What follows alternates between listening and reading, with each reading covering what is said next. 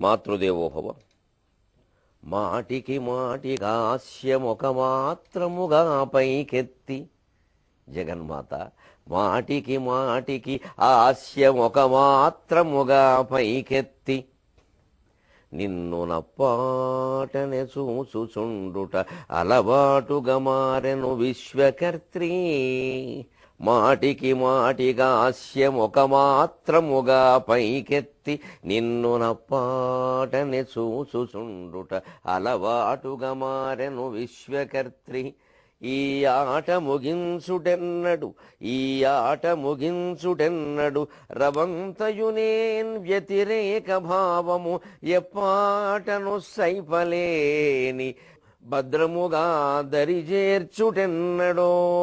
రవంతయునేన్ వ్యతిరేక భావము ఎప్పాటను సైపలేని, నన్ను భద్రముగా దరిజేర్చుటెన్నడో. ఏబిఎన్ ఆంధ్రజ్యోతి ప్రేక్షక మహాశయులందరికీ నవజీవన వేదం అనే కార్యక్రమంలో 329వ భాగానికి స్వాగతం పలుకుతున్నాం. మాటికి మాటిగా హాస్యమొక మాత్రముగా పైకెత్తి, నిన్ను నప్పాటనే చూచుచుండుట అలవాటుగా మారెను విశ్వకర్త్రి. మన ఇళ్లల్లో గోడలకి తగిలించున్నటువంటి దేవతల పటాలని తరచు చూస్తూ ఉండాలి. చాలామందికి ఒక సందేహం ఉంటుంది, పడగదిలో దేవుడు బొమ్మ ఉండొచ్చా? అక్కడే ఉండడం చాలా ముఖ్యం. మహాపాపాలు ఏమైనా ఉంటే అక్కడే జరుగుతాయి, అక్కడే చాలా ముఖ్యం. దేవుడికి ఒక గది పెట్టేసి ఇంకా గదిలోకి ఎప్పుడో మనం పొద్దున్న పావుగంట వెళ్ళి తర్వాత దేవుడికి మనకి స్వస్తి టాటా బై బై అంటే కుదరదు. దేవుడే జీవితం, జీవితమే అశాశ్వతం. ఆధ్యాత్మికత జీవితం, ఆధ్యాత్మికత అర్థం కాని జీవితం ఓ జీవితమా? అది జీతం. ఆధ్యాత్మికత ఉంటే జీవితం, లేదా ఒకటి జీతం. అది ఉండాలి. ఎందుకంటే ముందు గదిలో, వెనక గదిలో, పడక గదిలో, నీళ్ల గదిలో కూడా ఏమీ తప్పులేదు. మాటికి మాటికి హాస్యం ఒక మాత్రముగా పైకెత్తి, నిన్ను నప్పాటన చూచుచుండట అలవాటుగా మారను విశ్వకర్తి. ఏ భావన కలిగినా, ఏ కష్టం వచ్చినా, ఏ దుఃఖం వచ్చినా, ఏ ఆందోళన వచ్చినా, ఒక ఆనందమే కలిగిన పిల్లలను, భార్యను, భర్తను, అయిన వాళ్ళను చూసినట్టుగా అమ్మవారిని చూడగలిగితే అంతకంటే కావలసిన వాళ్ళు ఎవరండి? వీళ్ళంతా వారి స్వరూపులే కదండి. వీరంతా అశాశ్వతం, ఆవిడ శాశ్వతం. ఆత్మ తేజస్సు శాశ్వతం. దానివల్ల ఏమిటి ఒక ధైర్యం వస్తుంది. అంచేత అలా అలవాటు అయిపోయిందమ్మా. విశ్వమంతా చేసింది నువ్వే కదా విశ్వకర్త్రి.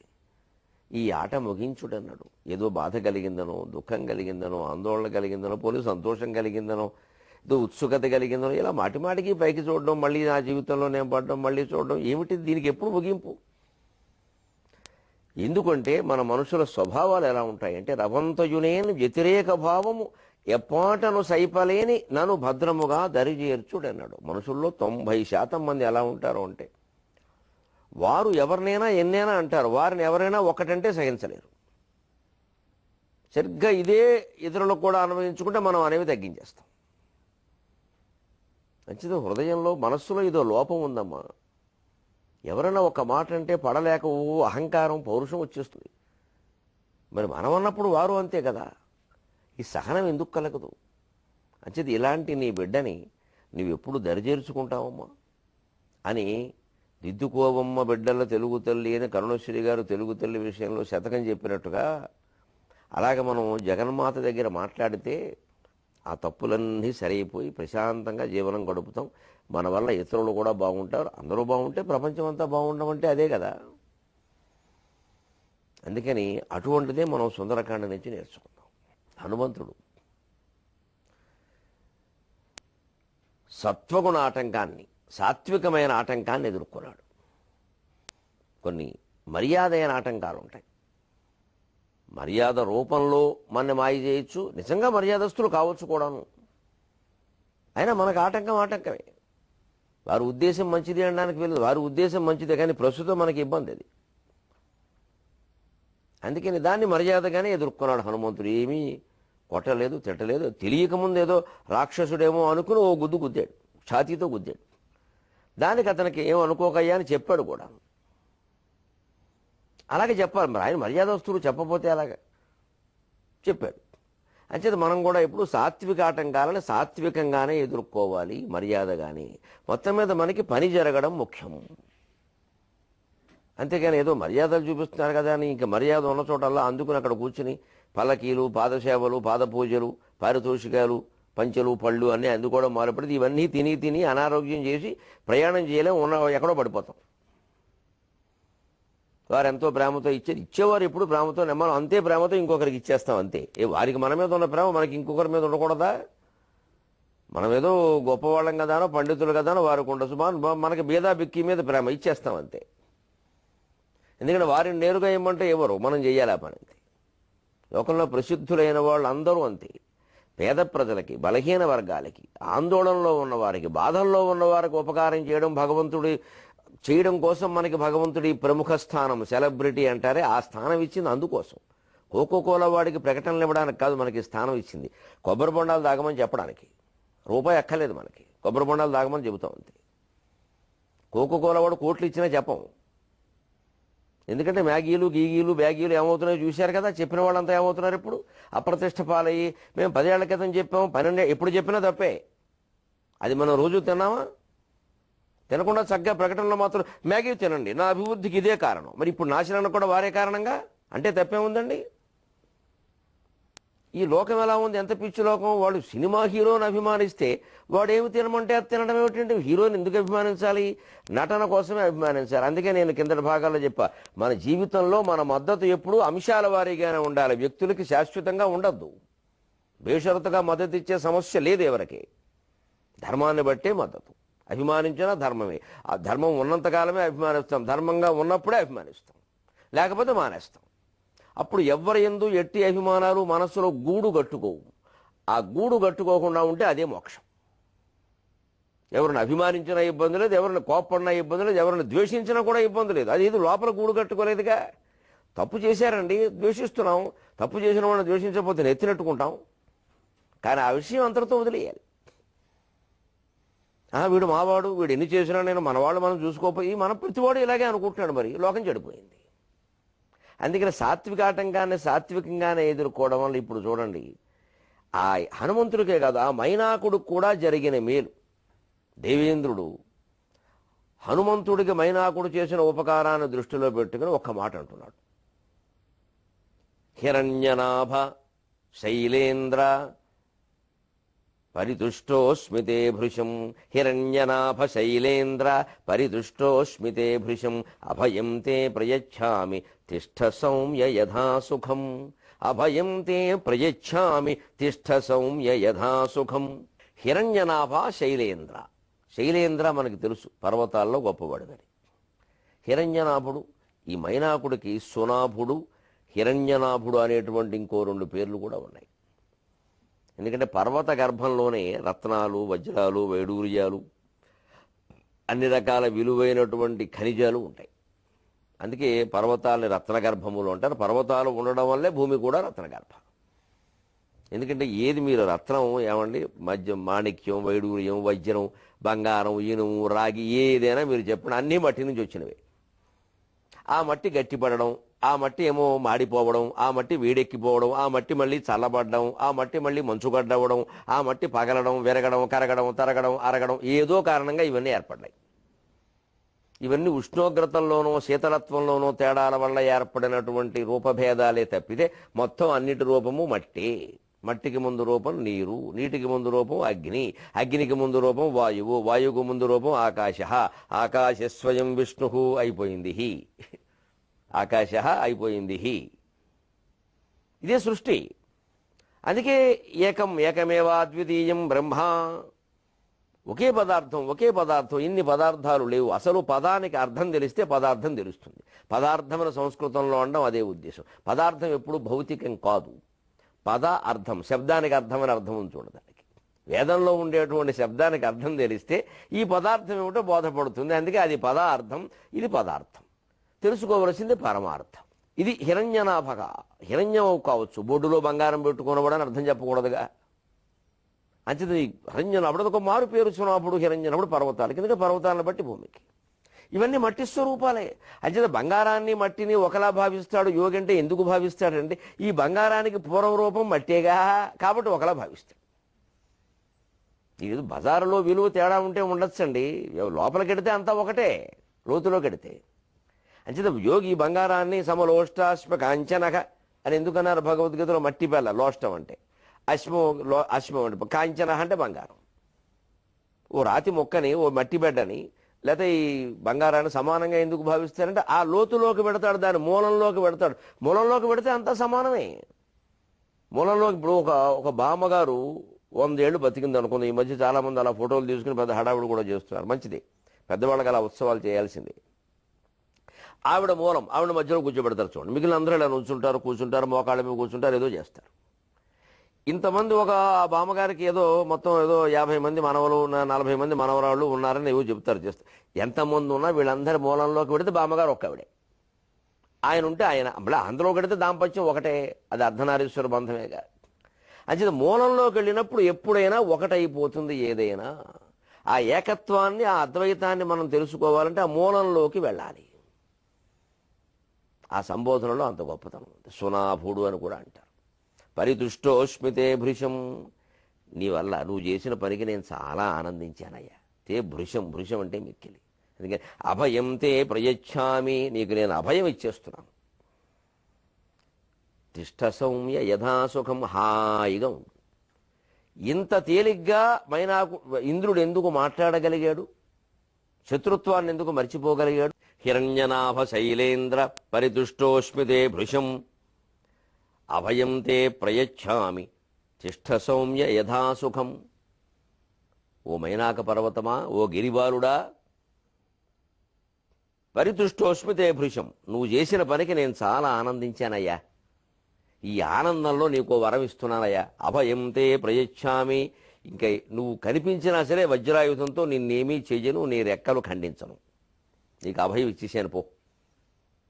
విధించినటువంటి యావజ్జీవ శిక్షని రద్దు చేసేసాం ఆగస్టు 15 కాబట్టి, లేదా బంగారు తెలంగాణ ఏర్పాటైంది కాబట్టి. ఇదో ఒకటి మహాసంకల్పం చేశాం గుంటూరులో కాబట్టి చేస్తాం.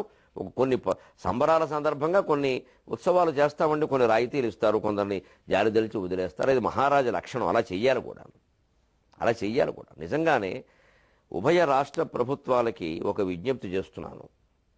ఖైదీలలో చాలామంది అనవసరంగా శిక్షలు అనుభవిస్తున్నారండి. బెయిల్ కోసం దరఖాస్తు చేసేవాళ్ళు కూడా లేక, చేసే విధానం కూడా వాళ్ళు తెలియక, వాళ్ళు చేసినవి చాలా చిన్న చిన్న తప్పులు కూడా ఉన్నాయి, చాలా చిన్న చిన్నవి. లక్షల కోట్లలో దేశాన్ని మోసం చేసిన వాళ్ళు వేరు, కానీ వీళ్ళు చాలా చిన్నవాళ్ళండి. దయచేసి ఈ ప్రభుత్వాలు సంబరాలో ఉత్సవాలు ఏవో చేసుకున్నప్పుడు ఒక్కసారి వాళ్ళ మీద దృష్టి పెట్టి క్షమించాము అనగలిగితే నేరం ఏం జరగదండి. దేశంలో బతుకుతారు వాళ్ళు కూడా. అంతగా మరీ నేరస్తులైతే మళ్ళీ చట్టాలు ఉండనే ఉన్నాయి. ఇంతంత ద్రోహాలు చేస్తున్న మహత్తరమైన మహానుభావుల కంటే వాళ్ళు ఏమాత్రం ఎలా దుర్మార్గులు అవుతారండి వాళ్ళు. ఇక్కడ దేవేంద్రుడి నుంచి నాయకులు, ప్రజలు కూడా ఇదే ఆదర్శంగా తీసుకోవాలి. నిజానికి అంత పెద్ద శత్రుత్వమే. ఆయన ఏదో మొత్తం పర్వతాల రెక్కలన్నీ ఖండించాలి అనుకున్నాడు. ప్రజా ప్రయోజనం కోసమే కదా, రెక్కలున్న పర్వతాలు అందరి మీద పడబట్టే కదా ఆ పని చేయింది. దాని నుంచి ఒక ఆయన తప్పించుకున్నాడు. ఆ తప్పించుకున్నవాడు బట్టి అప్పటి నుంచి కక్షతోనే ఉన్నాడు. వాడు బయటపడితే బాగుండేనే చూస్తున్నాడు. ఎందుకంటే ఒక నాయకుడు ఒక పంతం పెట్టాక ఒక్కడిని కూడా వదలడు. శత్రుశేషం, రుణశేషం, అగ్నిశేషం అన్నట్టే ఉంటుంది. అదంతా అవసరమని కాదు, కానీ రాజకీయాల్లో అవసరం అవుతుంది. ఎందుకంటే మరి ఆయన పదవి, ఆయన పీఠం, ఆయన గొడవకి అది అవసరం. అది మనకు మామూలుగా కనిపిస్తుంది. అందుకే కొంచెం నీతి వేరు, రాజనీతి వేరు. మామూలు సాంసారిక విషయాల్లో అయితే అంత దుర్మార్గంగా ఉండక్కర్లేదు. కానీ రాజనీతిలో ఒక్కోసారి తప్పదు. ఒక్కోసారి అది కూడా చాలా జాగ్రత్త చూసుకోవాలి. మనస్సు కలుషితం అయిపోకూడదు. అమ్మవారి గుళ్ళోకి వెళితే, వేములవాడ రాజేశ్వర స్వామి గుళ్ళోకి వెళ్ళినా, శ్రీశైలం మల్లేశ్వర స్వామి గుళ్ళోకి వెళ్ళినా స్వచ్ఛంగా ఈ నాయకులందరూ దండం పెట్టుకోగలగాలి హాయిగా. మళ్ళీ ఈ చేసిన పాపాలు గుర్తొస్తున్నాయంటే మనం పనికిరామన్నట్టే లెక్క. గుళ్ళోకి వెళ్ళినప్పుడు అవమాన భారంతో ఉండకూడదు, ఆనందంగా ఉండాలి. ఉండాలంటే తప్పు చేయకుండానే ఉండాలి. కనీసం చేసిన తప్పును ఒప్పుకోగలగాలి, దేవుడి దగ్గరనే ఒప్పుకోవాలి. ఆ స్వచ్ఛత ఉంటే దేవుడు కాపాడతాడు దేహాన్ని, దేశాన్ని కూడా. అందుకని ఈ అభయగుణం చూడండి, అభయం ఇవ్వడం అనేది దయాగుణం. నీకు అభయం ఇచ్చేసా, ఇంక నువ్వు కనిపించినా సరే నేను ఆ రెక్కల గురించి వాటి గురించి పట్టించుకో. ఏమి ఇప్పుడు ఇంతమందిని ఇన్ని పర్వతాలు రెక్కలు ఖండించావు, ఓ దానికి వదిలేస్తే ఏమిటైంది, పెద్ద ప్రమాదమా? ఏ విషయంలోనైనా కొంతమందిని వదిలేస్తారు అని అభయం తే ప్రతిష్ట సౌమ్య యథాసుఖం. హాయిగా నువ్వు ఎలా తిరగాలంటే అలా తిరుగు, ఎలా ఉండాలంటే అలా ఉండు, రేపు పొద్దున మా అమ్మాయి పెళ్లి చేస్తున్నా కూడా సుఖంగా వచ్చేయి అని దేవేంద్రుడు సుఖంగా ఆహ్వానించాడు. ఇక్కడే మనం ఎందుకు చేశాడండి ఈ పని? రామకార్యం కోసం సాయం చేసావు, నాకు సాయం చేసినట్టే. రామకార్యం ఎందుకు గొప్పదైంది? రాముడు భగవంతుడు కాబట్టి ఈ మాటలు మాట్లాడద్దు. అక్కడ ఉద్దేశం అది కాదు. రాముడు సజ్జనుడు, రాముడు ధర్మం కోసం పోరాడుతున్నాడు. రాముని భార్యని ఒక దుర్మార్గుడు ఎత్తుకుపోయాడు. అక్కడ ఆ పని ప్రధానం. రాముడు, రావణుడు, సీత కాదు ప్రధానం అక్కడ. రాముడు దేవుడు కాబట్టి దేవేంద్రుడు ఎలా మాట్లాడి దేవుళ్ళకే చేస్తారు సాయం, మానవులకు చేయరు.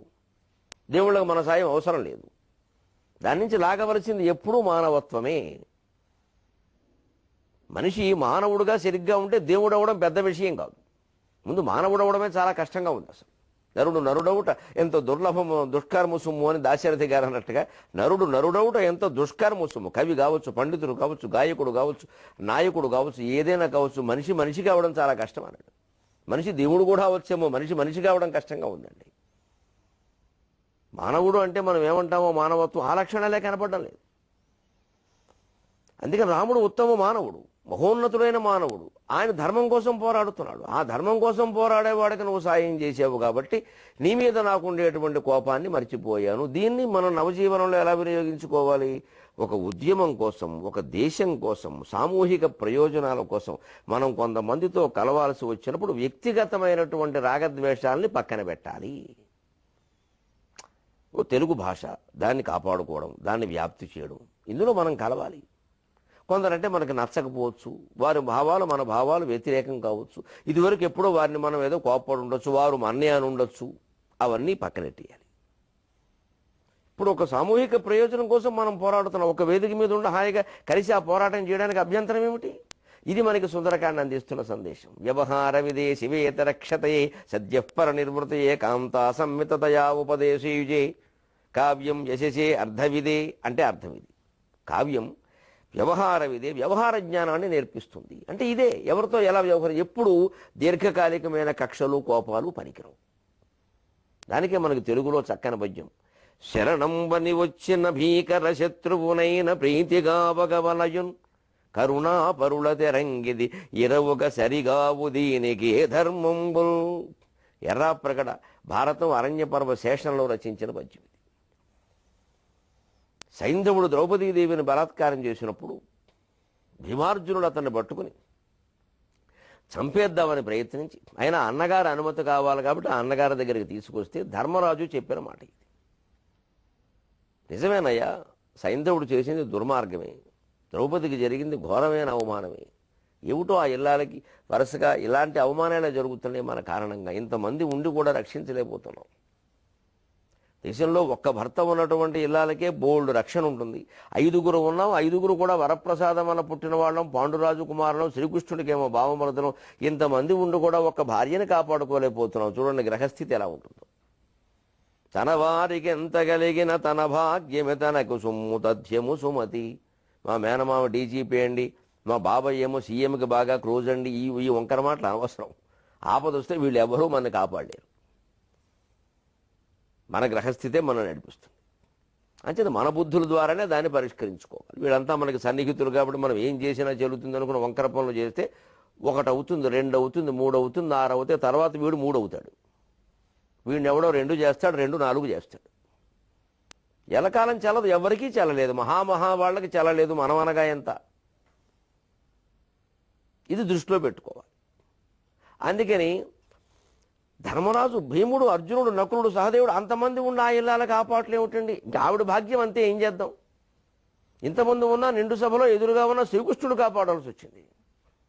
వీళ్ళెవరూ ఏమీ అనలేని పరిస్థితి. ఇప్పుడు ఆ పరిస్థితి. ఇప్పుడు పోనీ సైంధవుని చంపేయచ్చు. నిజానికి చంపేసి ఉంటే భారత యుద్ధంలో ఒక కీలకమైనటువంటి మలుపు తిరిగి ఉండేది. ఆ యుద్ధం మొత్తం భారత యుద్ధం కీలకమైన మలుపు తిరిగేది. అభిమన్యుడు చనిపోకుండా ఉండేవాడు. మరి ఇదే సైంధవుడు కదా మళ్ళీ తపస్సు చేసి ఈశ్వరుడి నుంచి వరాలు పొంది మళ్ళీ తర్వాత రెచ్చిపోయి పాండవులను అడ్డుకుని అభిమన్యుడికి సాయం అందకుండా చేసి ఆయన సాయంత్రానికి చనిపోవడానికి కారణమయ్యాడు. ఈ సైంధవుడిని వేళ వేసేసి ఉంటే వాళ్ళు అడ్డుకునేవాళ్ళు. 4 పాండవులు కనుక, అర్జునుడు లేకపోయినా 4 పాండవులు, భీముడు, ధర్మరాజు, నకులుడు, సహదేవుడు, సామాన్యుల వీళ్ళందరూ కనుక అభిమన్యుడికి సాయం చేస్తుంటే సాయంత్రానికి వాడు మొత్తం అందరిని చంపి బయటపడ్డండి. చూడండి గ్రహస్థితి ఎలా నడిపించింది. కానీ ఇక్కడ ధర్మరాజుకి సైంధవుణ్ణి వదిలిపెట్టాలనిపించింది. మీ విచిత్రం ఏమిటంటే భారతం చదివితే తెలుస్తుంది, అరణ్య పర్వం ధర్మరాజు కాదు ద్రౌపదికి కూడా వదిలిపెట్టాలని అనిపించింది. ఆయన ఒక్క చూపు ద్రౌపదీదేవికి చూశాడు, మరి అవమానానికి పాలైంది ఆవిడ కదా. ఆవిడ కూడా దుస్సల 100 మందికి చెల్లెలు కావచ్చు, నాకు ఒక్కగానొక్క ఆడపడుచు. ఆ వదిన ఆడపడుచుల మధ్యలో అనుబంధం చూడండి. నిజానికి ఏమీ సొంత ఆడపడుచు ఏం కాదు. ద్రౌపది భర్తలు దుర్యోధనాదులు అన్నదమ్ముల పిల్లలు. ఇవాళ సొంత ఆడపడుచు పట్లే సరైనటువంటి భావాలు లేవు, ఇక అన్నదమ్ముల పిల్లల ఆడపడుచుల పట్ల ఎక్కడ ఉంటాయి. కానీ ద్రౌపది అంత ఉత్తమురాలు.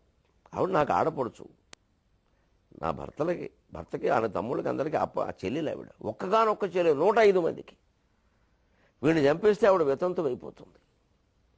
ఆవిడకి ఎందుకు ఆ వైధవ్యం ప్రాప్తించేలా చెయ్యాలి మనం?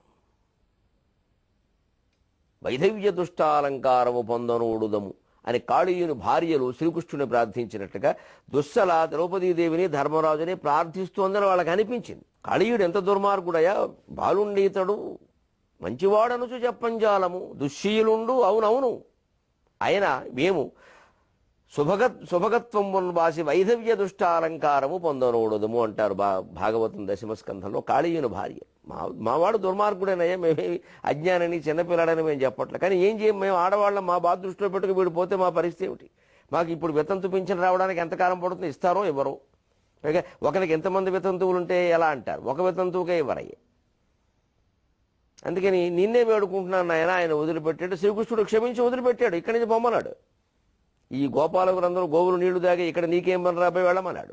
ఆ క్షమాగుణం. మరి ఈయన ఇంద్రుడు, ఆయన ఉపేంద్రుడు, ఇంక తేడా ఎందుకుంటుంది? ఉపేంద్రోవామ రఃప్రామోఘ శుచిరూర్జిత అని విష్ణు సహస్రంలో చెప్పినట్టే ఈయన ఉపేంద్రుడు, ఆయన ఇంద్రుడు. అన్నదమ్ములిద్దరిది వేరే గుణాలు అవుతాయా? ఇద్దరివేను. అందుకని అక్కడ ఆయన కాళీయుడిని క్షమించినట్టే ఇక్కడ అంత దుర్మార్గం చేయకపోయినా పంతం పట్టినటువంటి పంతాన్ని, ఆ ద్వేషాన్ని వదులుకున్నాడు. అది సహజమే. కానీ ధర్మరాజు ఆ సమయంలో చెప్పిన పద్యం ఎలా ఉంటే ఆ పద్యం గొప్పదే, కానీ ఆయన చేసిన పని తర్వాత ఇబ్బందులు తెచ్చిపెట్టింది. ఇక్కడ ఇంద్రుడు మైనాకుడు పట్ల చూపించినటువంటి క్షమ ధర్మరాజు సైంధవుడి పట్ల, ద్రౌపది సైంధవుడి పట్ల చూపించవలసింది కాదు. ఎందుకంటే కథ మనకి నిరూపణ చేసింది అక్కడ క్షమాగుణం తప్పైంది. ధర్మరాజుకి ఏమన్నా ఒక నోబెల్ శాంతి పురస్కారం ఆ రోజుల్లో ఉంటే ఇచ్చేవారు. ఇంత దుర్మార్గుడు కూడా భార్యను మానభంగం చేసే ప్రయత్నం చేసిన వాడు కూడా క్షమించాడని ఇచ్చేవారు. కానీ చరిత్ర ఏం చెప్పింది? ఆ సైంధవుడు దుర్మార్గుడు, తర్వాత మళ్ళీ తపస్సులు చేశాడు, మళ్ళీ దిక్కుమాలిన వరాలు పొందాడు, మళ్ళీ వెళ్ళి అభిమన్యుడికి అడ్డం పడ్డాడు. అంచేతన జీవితంలో మనం ఎలా ఉండాలి? ఇప్పుడు ఈ పద్యం మరి శరణంబని వచ్చిన భీకర శత్రువునైన ప్రీతిగా భగవలయున్ కరుణాపరుల తెరంగిది ఎరవగ సరిగావు దీనికి ఏ ధర్మంబుల్. ఈ పద్యం మరి అనుసరించాలా వద్దా? మరి అలాగే అపకారికి ఉపకారము విపరీతముగా దుసేయ వివరింపంగా అపకారికి ఉపకారము నెపమన్నక సేయువాడు నేర్పరి సుమతి. ఆ పద్యం అనుసరించాలా వద్దా? ఈ రెండిటికంటే కూడా గొప్ప పద్యం మనం అనుసరించాల్సింది భారతం శాంతి పర్వంలోనే ఉంది. తిక్కన గారు అందించారు, భీష్ముడు నోట చెప్పించారు. అరులను మిత్రులందెలియుడారజనంతయు సూక్ష్మకృత్యము అవ్యరవతి దుర్లభంబు అరుಳು వీరనుండియు మిత్రభావమున్ బరయుటయున్ సుహృజ్జనుల పోలికి గెల్గియు శత్రుతా గుణస్ఫురణము చూపుటన్న ఎది చూతుముగా అది ధరిత్రనెల్లడన్. శాంతి పర్వంలో ఓ చక్కని కథ. ఒక ఎలక పొద్దునే ఇలా బయలుదేరితే వేట కోసమని, దాని ఏదో ఆహారం కోసమని, టక్కుమని ఒక పంట చేలో ఒక వలలో పిల్లి చిక్కుకుంటుంది. దాన్ని చూసి ముందు భయపడుతుంది, కానీ అది వలలో ఉంది కదా పర్వాలేదులే అనుకుంటుంది. ఈలోపు ఎదురుగా ఓ గొడ్ల గోబ చెట్టు మీద, ఇంక కొంచెం దూరంగా పొదల్లో ఓ ముంగిస. అవి రెండు కూడా మరి ఎలకని మింగేసే రకాలే.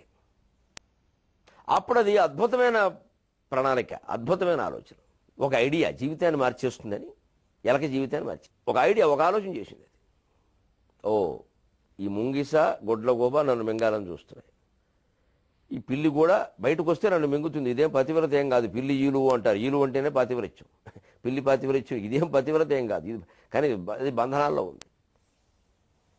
అంచేతను ఇప్పుడు నాకు చాలా ధైర్యం చేసి ఏదో రకంగా ఈ పిల్లికి దగ్గరగా చేరి, ఈ పిల్లి నాకు శరణిచ్చినట్టు, మేమిద్దరం స్నేహితులమైనట్టు కాస్త ఒక 5 నిమిషాలు ఒక చిన్న వీడియో క్లిప్పింగ్ కనుక అన్ని ప్రసార మాధ్యమాల్లో బ్రేకింగ్ న్యూస్ కింద వేయించగలిగితే మీ ఇద్దరం మిత్రులమని ఈ ముందు గుడ్లగోబ ముంగిసా పారిపోతాయి.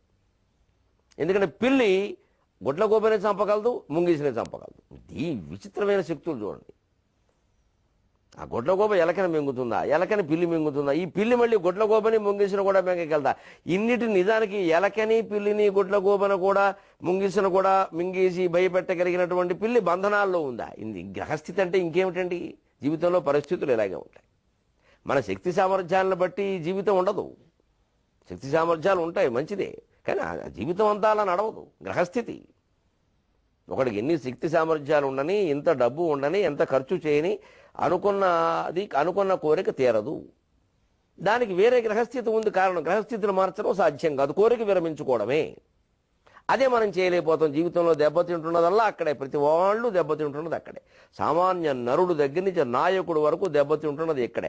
ఆ కోరికను అదుపులో పెట్టుకోవడం మానేసి ఎలాగైనా తీరాలని ప్రయత్నం చేస్తారు. పిచ్చాళ్ళు అయిపోతారు జీవితంలో. భ్రష్టులైపోయి గుడిమెట్ల మీద కూర్చుని చెప్పెత్తుకోవలసింది. ఇందుకు మొండి పట్టుదలలు, అహంకారాలు అవి పనికిరావు. ఇగో ఎలకని చూసి నేర్చుకోవాలి. ఇప్పుడు పిల్లి నాకు దొరికింది అని దాని దగ్గరికి వెళ్ళి నీవు అలతాళ్ళు కొరుకుతాను, మరి నాకు నువ్వు కాస్త రక్షణ ఇచ్చి, నువ్వు నాకు స్నేహం ఉన్నట్టుగా చక్కగా నాకేసి కాస్త ఫిబ్రవరి 14 నాటి ప్రేమికుల దినోత్సవ సంకేతాలు కొన్ని పంపించాలి అని పంపించింది.